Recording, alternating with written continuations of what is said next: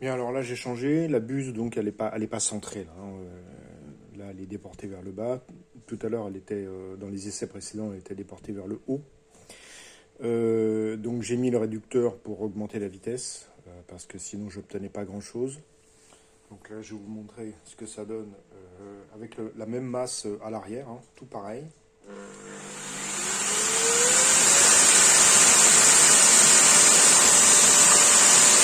Ça décolle pas.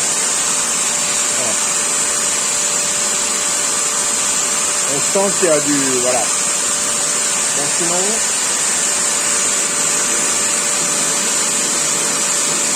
là, il se passe rien. Là, ça colle.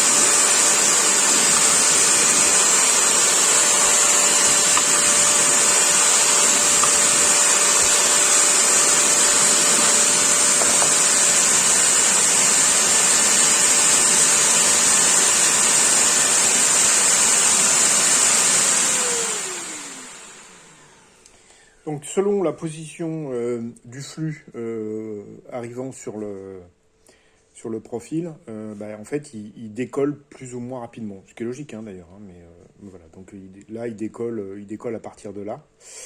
Alors que quand le flux était quasiment en choc, mais affleurant, il décollait là, à peu près. Mais moi, ce que je voudrais, c'est vraiment qu'il soit renvoyé directement derrière le profil. Parce que comme je veux faire une pale périphérique qui va être comme ça, l'idée c'est que ça se rapproche, que là j'ai comment dire, j'ai une dépression qui se fasse entre la pale mobile et la pale périphérique, et que hop, là on arrive au maxi, comme ça. Donc il me faut vraiment le flux qui suive le plus longtemps possible, de manière à ce que je puisse utiliser cette dépression qui sera très motrice. Voilà, principe de base. Bon, encore pas mal de travail de mesure à faire pour comprendre quelles sont les meilleures positions, angulations, éventuellement diamètre et autres détails.